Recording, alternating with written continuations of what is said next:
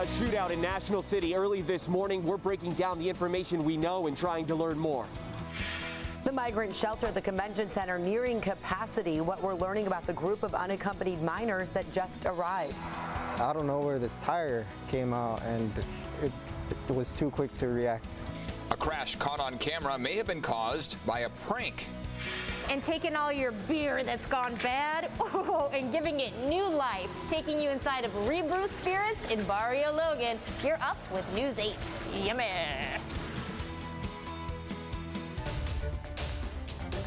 We're getting you right to breaking news here at 6 a.m. A suspect fires gunshots at police officers in National City. And several local agencies have responded. Quite a scene of law enforcement. News 8's Chris Groh joining us live in National City from the scene with the very latest. What can you tell us there now, Chris?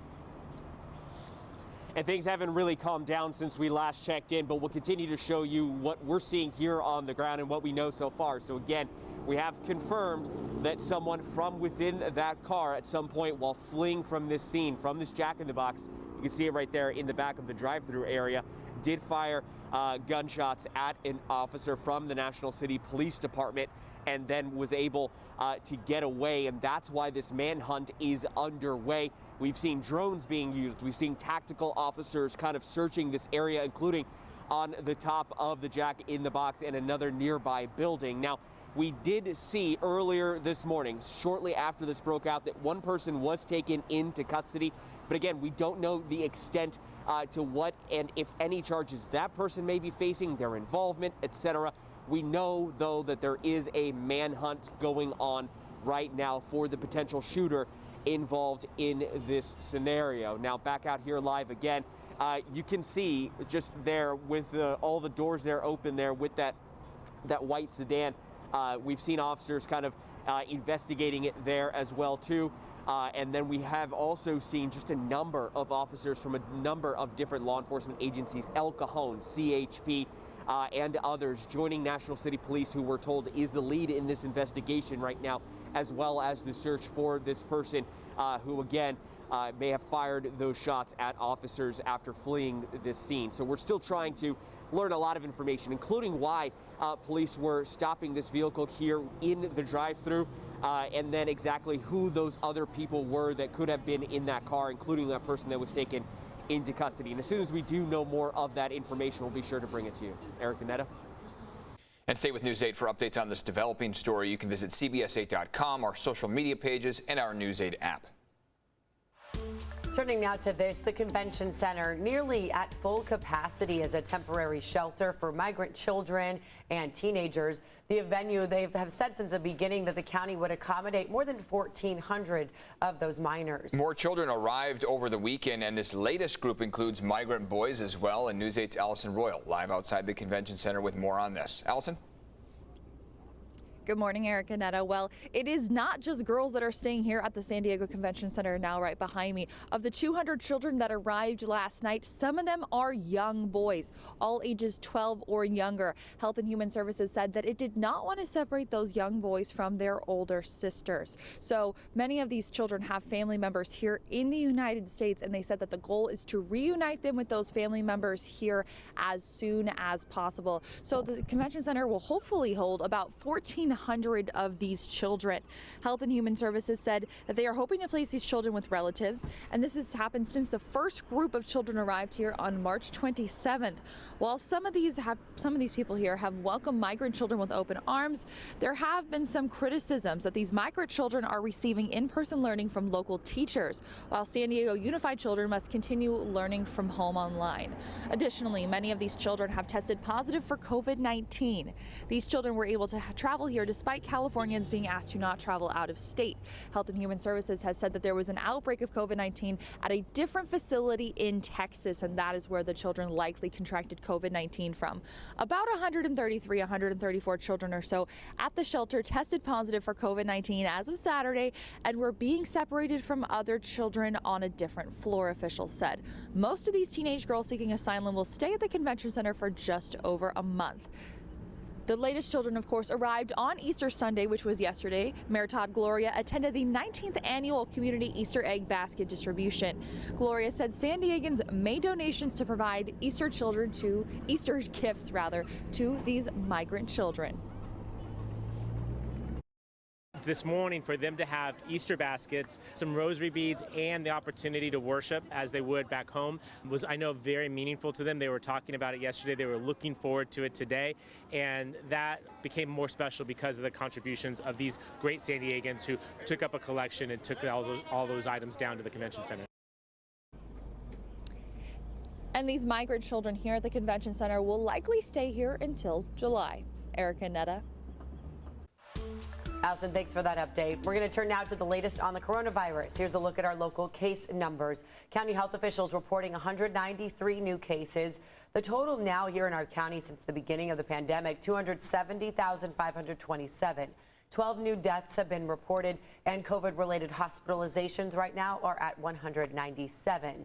And almost 2 million San Diegans will have received one COVID-19 vaccine shot. Look at this. Just over 38% of people in the county have received one shot. 22.5% have been given both doses. So right now, more than 1,827,000 doses overall have been given, according to our latest update. And many people may be wondering when we'll be able to move down to that orange tier and see an increase in capacity. Well, San Diego's case rate is now down to 4.9. Under the current guidelines, we'll need to be below 4.0 for 2 weeks to move down. However, once the state hits 4 million vaccine doses in low-income areas, the orange tier threshold will jump to 5.9. As of this morning, we only need 71,000 more shots to hit 4 million, meaning if San Diego's case rate doesn't climb, we could go orange very soon. We'll know much more when the state updates our case rate and tier status tomorrow. And here's a reminder of what happens if we do end up in the orange tier. Retail stores, shopping centers, and malls will no longer have a set capacity. Restaurants, museums, zoos, places of worship, and movie theaters increase to 50% capacity. Gyms and fitness centers move up to 25%. Bars that don't serve food will be able to open outdoors. The move also eases restrictions on outdoor live events and amusement parks. As COVID restrictions loosen, county leaders are considering ways to alleviate the live event industry. Supervisor Nathan Fletcher expected to join the San Diego Event Coalition. They'll hold a media conference outside the county building at 11 this morning. Now, Nathan Fletcher expected to present a policy to waive permit fees for events for this 2021 and 2022 fiscal year. Today's media conference comes one day before county supervisors will vote on that fee waiver, which they're expected to do tomorrow. The state will allow live events like concerts starting April 15th, so very soon here. And the first place Padres, yeah, they're still first place. They're back in action after taking 3 out of 4 games in the opening series. A great start for the team here, even though they lost to Arizona in the finale 3-1 yesterday. We saw one superstar's bat come to life. Take a look. High drive to deep left center field for Fernando Tatis Jr. Home run! Boy, that was deep left center. Wow, Fernando Tatis Jr. snapping out of his funk there with that 465-foot bomb, the second longest of his career. Tonight, the Friars start a new series against the San Francisco Giants. First pitch is at 7:10 p.m. And I know someone who's going to be going to that, who's going to have a very late night for working this early morning shift. But you know how long it's been since I've had a taste of baseball at a live event? You know, seriously, that's worth it for you, Netta. It is worth it. I'll be, running on adrenaline here all week because of it. So excited to get to go to the game. We'll be right behind home plate. Found some tickets on StubHub, so not bad. That's so I am great. curious how the weather's going to be. It's a 7:10 game, so will we need a sweater, perhaps? Probably some layers, don't you think, Evan? Yeah, I think a sweater could do you well, Netta, especially what time is the game? What time is it? 7:10. Yeah, so right around that sunset time. Once, I always feel like once the sun goes down, all bets are off. Like, it just starts cooling down so quickly, and especially once you're, just enjoying the afternoon and the evening out there. You'll enjoy a warm afternoon, and then those temperatures are going to decline pretty rapidly overnight. So we're mostly right now in the 40s and 50s. It looks like the sun is slowly making its way up ever so slowly. A little bit of morning fog out there too. Wind advisory is in effect. That'll be in effect until 5 a.m. tomorrow, only for your mountains and your deserts. No coastal or inland communities affected by the wind advisory, but there is still going to be a breeze that'll stick around. The forecast for the day brings us to the upper 60s along the coast. These temperatures are roughly in line with average along the coast and inland. However, your mountains and your deserts are pretty well above average for this time of year. Some record-breaking temperatures across the deserts, that wind advisory for both mountains and deserts, and then a little bit of AM fog out there across the coast. So here are those records. Borrego Springs made it to 98 degrees for both Saturday and Sunday. That set the daily afternoon high record. Ocotillo Wells, hottest temperature in the nation for both Saturday and Sunday at 103 degrees. So you can see the heat that they dealt with. This week in the coastal and inland communities, we're expecting temperatures very spring-like out there. Going to keep warming up through about Wednesday and then balance out through Thursday and Friday. Not too big of a fluctuation in temperatures, though. This is really only a 5-degree change between today and Wednesday. So roughly around average and very spring-like with partly cloudy skies. Jenny's checking up on traffic. Good morning. Good morning to you. So there are a couple of minor incidents that we need to discuss. Now, first of all, you know, Chris Grow is live in National City because of that shooting, but just traffic-wise, no 8th Street right near Roosevelt Avenue. You are going to see that heavy police presence. Everything else to the South County is okay, meaning your travel times are fine. No other major crashes. Here on the 805 northbound side, right near Sorrento Valley, there is a stalled car. It's right smack on the median, unfortunately, but I don't see any backups there. From there, I want to take you on over to Via de la Valle. I've been mentioning that those traffic lights, they are not working. They're in the black there, so right at Via de Santa Fe, it's going to impact your drive. You'll have to treat that like a stop sign.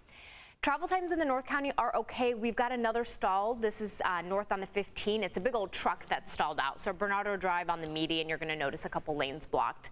78 eastbound side, there is a stalled truck. There is a tire in the road, so that's impacting the southbound 15 entrance ramp. And then if you are going to be traveling in the Julian area, if you live in that area, we've got crews doing recovery work after an early morning crash. So Winola Road right at the 78 Banner Road, you're going to notice a single lane blocked.